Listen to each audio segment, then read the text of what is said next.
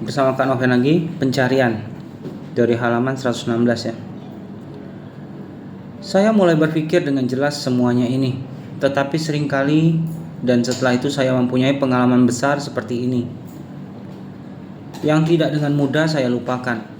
Sangatlah mudah dimengerti dan dijalani dalam terang di sini. Tetapi kembali kepada medan peperangan menjadi suram kembali. Saya juga berpikir tentang bagaimana saya tidak banyak diserang ketakutan seperti yang dialami Rasul Paulus.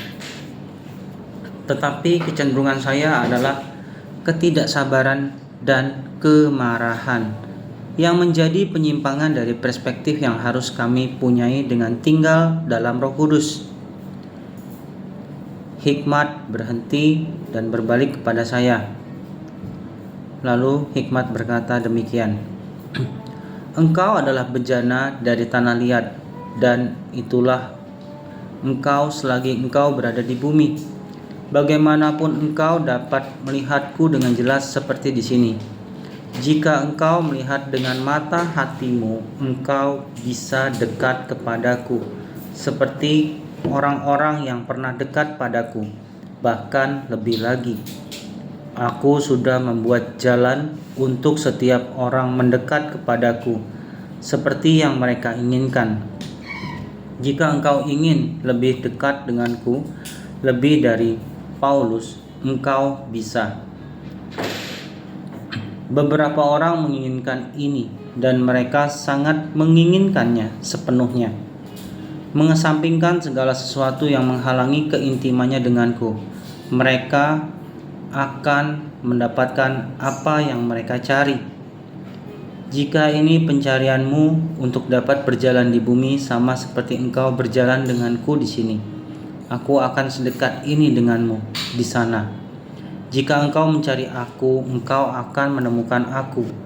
Jika engkau mendekat kepadaku, aku akan mendekat kepadamu. Inilah keinginanku untuk membentangkan meja tepat di depan musuh-musuhmu. Ini bukan hanya keinginanku untuk para pemimpinku, tapi untuk semua yang memanggil namaku. Aku ingin lebih dekat denganmu dan kepada setiap orang yang memanggil namaku, lebih dari setiap orang yang ada di bumi. Engkau menentukan sedekat apa kita. Bukan aku yang menentukan.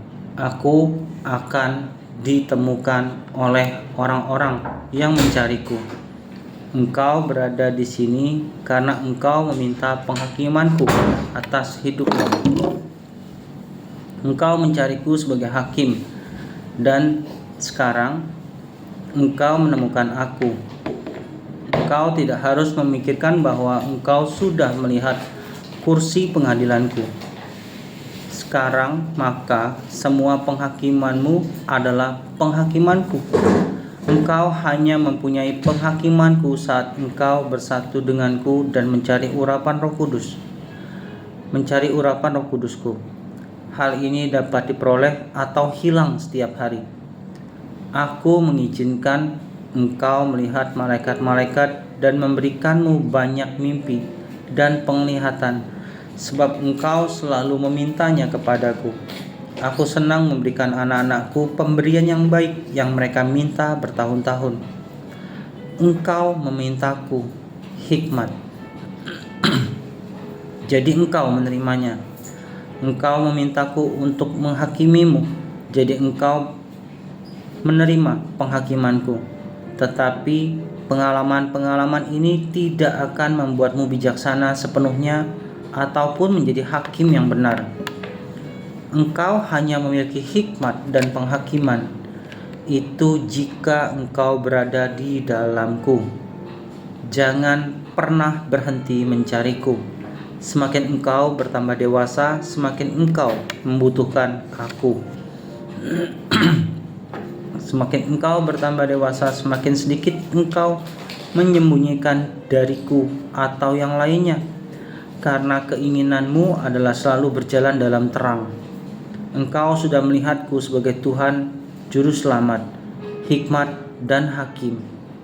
Saat engkau kembali ke medan peperangan, engkau masih dapat melihat kursi pengadilanku dengan mata hatimu.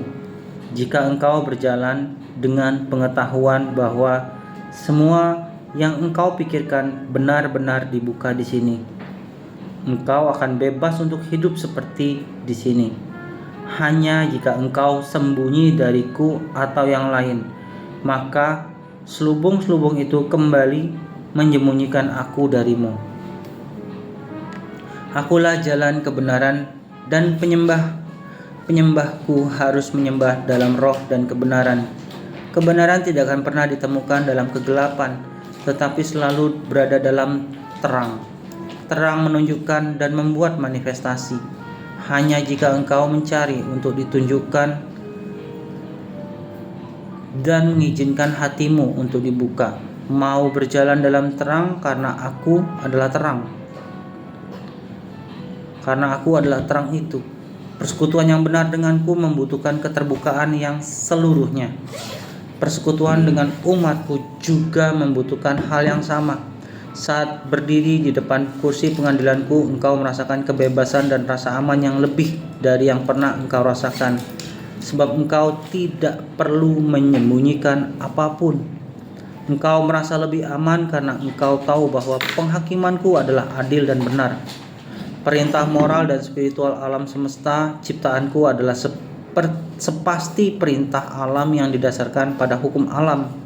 Engkau percaya hukumku tentang gravitasi tanpa memikirkannya. Engkau harus belajar percaya akan penghakimanku dengan cara yang sama. Standar kebenaranku tidak berubah dan pasti. Untuk tinggal dalam kebenaran harus berjalan dalam iman. Iman yang benar adalah yakin akan siapa aku. Ini mirip dengan Ibrani 11 ayat 6 ya. Esensi iman. Kita akan masuk dalam kuasa firman-Nya pada halaman 118. Kuasa firman-Nya. Engkau mencari supaya engkau mengetahui dan berjalan dalam kuasaku, sehingga engkau dapat menyembuhkan yang sakit dan melakukan mujizat-mujizat. Tetapi engkau bahkan tidak mulai memahami kuasa dari firman-Ku. Untuk membangkitkan orang mati tidak akan menyebabkan aku tegang. Aku memegang segala sesuatu dengan kuasa firman-Ku. Penciptaan dimulai karena firman-Ku dan segalanya diadakan bersama-sama oleh firman-Ku. Sebelum akhir segala sesuatu, aku akan membuka kuasaku di bumi. Bahkan kuasaku terbesar yang pernah dibuka di bumi hanya masih sedikit dari demonstrasi kuasaku. Aku tidak membuka kuasaku supaya manusia percaya akan kuasaku, tetapi supaya manusia percaya akan kasih-Ku. Jika aku ingin menyelamatkan dunia dengan kuasaku saat aku ada di bumi, aku dapat memindahkan gunung-gunung hanya dengan menunjuk satu jari tangan. Kemudian semua manusia akan menunduk kepadaku, tetapi bukan karena mereka mengasihi aku atau mengasihi kebenaran, tetapi karena mereka takut akan kuasaku. Aku tidak ingin manusia mentaati aku karena mereka takut akan kuasaku, ujar hikmat melanjutkan, tetapi karena mereka mengasihi aku dan mengasihi kebenaran. Jika engkau tidak mengenal kasih-Ku, maka kuasaku akan engkau menjadi jahat. Aku tidak memberikanmu kasih sehingga engkau tahu kuasaku, tetapi aku memberikanmu kuasa sehingga engkau tahu akan kasih-Ku. Tujuan dari hidupmu haruslah kasih, bukan kuasa. Kemudian aku akan memberikanmu kuasa untuk mengasihi orang lain. Aku akan memberikanmu kuasa untuk menyembuhkan yang sakit karena engkau mengasihi mereka, dan aku mengasihi mereka juga, dan aku tidak ingin mereka sakit. Jadi engkau harus lebih dulu mencari kasih, dan kemudian baru iman. Tanpa iman engkau tidak dapat menyenangkanku. Tetapi iman bukan hanya pengetahuan akan kuasaku, tetapi pengetahuan akan kasihku dan kuasa kasihku. Iman harus dilatih supaya dapat menerima kasih lebih banyak. Carilah iman untuk lebih mengasihi dan melakukannya dengan kasihmu. Hanya jika engkau mencari iman untuk mengasihi, maka aku dapat mempercayakan kuasa imanku yang bekerja dengan kasih. Firmanku adalah kuasa untuk memegang segala sesuatu. Dalam tingkat yang engkau percaya bahwa firmanku adalah benar, maka kamu dapat melakukan segala sesuatu. Orang-orang yang benar-benar mempercayai firmanku adalah benar, maka jadi benar sesuai kata-kata mereka. Adalah sifatku untuk benar dan ciptaanku percaya akan firmanku karena aku setia, ujar Hikmat. Lalu Hikmat melanjutkan, mereka yang serupa denganku juga akan benar menurut kata-kata mereka. Perkataan mereka akan pasti dan komitmen mereka dapat dipercaya. Kata-kata ya mereka berarti ya, dan kata-kata tidak berarti tidak. Jika perkataanmu tidak benar, maka engkau juga akan mulai meragukan firmanku, sebab tipuan sudah ada di hatimu. Jika engkau tidak setia dengan kata-katamu sendiri, ini karena engkau tidak benar-benar mengenal aku. Untuk mempunyai iman, engkau harus setia. Aku sudah memanggilmu untuk berjalan dalam iman, karena aku setia. Itu adalah sifatku. Lalu Hikmat kembali melanjutkan, itulah mengapa engkau akan dihakimi karena kata-kata sia-sia yang engkau ucapkan.